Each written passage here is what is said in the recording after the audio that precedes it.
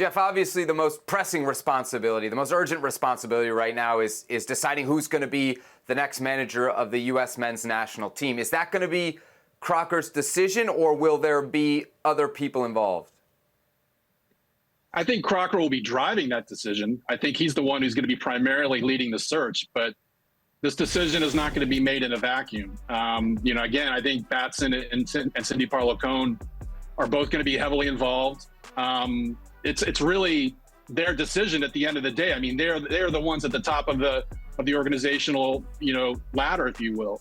And so certainly they have hired Matt Crocker to drive this search, to kind of spearhead it, but they're going to be involved as well. And I imagine, like before, some of the board members will offer up their help in terms of coming up with candidates. Matt Crocker's walking into a different kind of situation, a different kind of culture. He's always worked in England. He brings a lot of experience and relevant expertise, I think, but it's a new environment for him. So I think he's going to need some help from the people on the board and in the, in the USSF itself, the support staff. He's going to need help from them in terms of, hitting the ground running and getting up to speed on things. All right. How does the hiring of Matt Crocker impact the timing of this next U.S. men's national team, the full job? Will we be able to see something, I don't know, CONCACAF Nations League semifinal, Gold Cup? Will Anthony Hudson have the summer to work with? What's going on here, Jeff?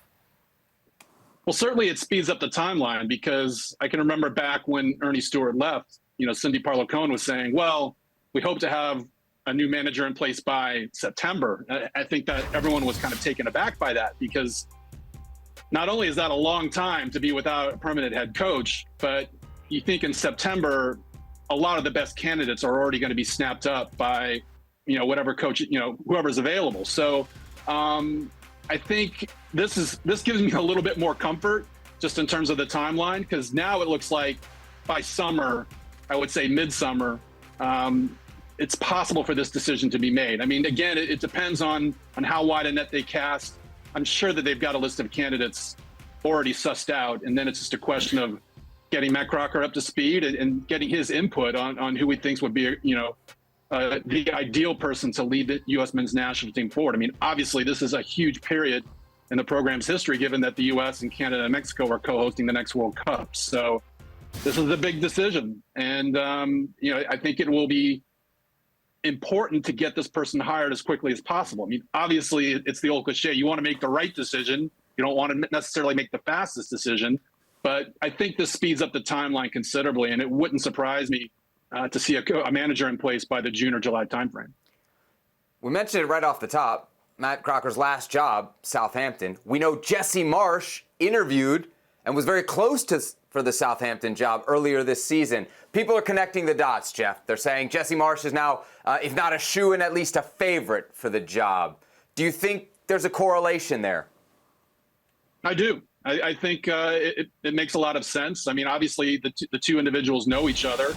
And Crocker was involved in the process. Obviously, he wasn't the ultimate decision maker, but, it creates some familiarity there. And listen, Jesse Marsch is available, and he's got a career that has taken him to Europe and caused him to take some paths that a lot of other American coaches haven't. So I think that makes him unique in that regard. Now, I think the big question is, how much money does the USSF really have to spend? I think, a lot of names have been thrown out there. Jose Mourinho. I mean, you're getting into some serious amounts of money. More than $10 million it would cost to pry him away. JT Batson and Cindy Parlow-Cone have said that there's no restrictions on the amount of money. Now, obviously, they don't want to go too crazy. I mean, they want to be efficient with the money that they have. But they're basically saying that money is no object. I mean, we'll see. We'll see how much that plays a role in who they select.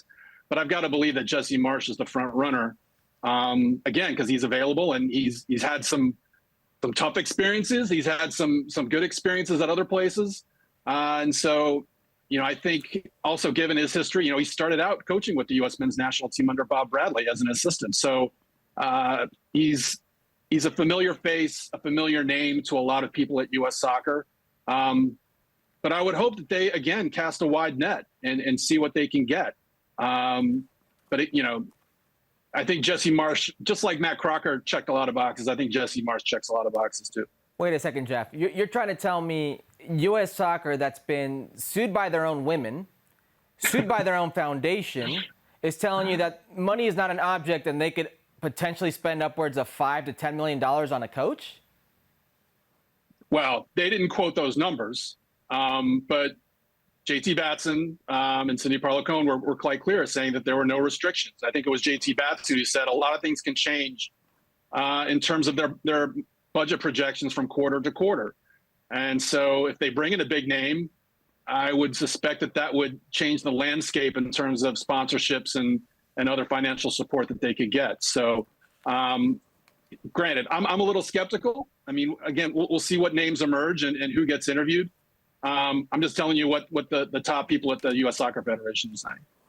Money is no object. It's like the budget here on Futbol Americas. Huh? Money is no object. I like it. There he is, Jeff Carlisle. There's a press conference tomorrow. He'll be all over it, so you can read more from Jeff over at ESPN.com. Jeff, as always, thanks for the time. Great to have you here on the show. Anytime, guys. Thanks, Jeff. Well, thank you very much for watching ESPN on YouTube. For more sports highlights and analysis, be sure to download the ESPN app. And for live streaming, premium content, and let's not forget as well, ESPN FC 7 days a week. Subscribe to ESPN+.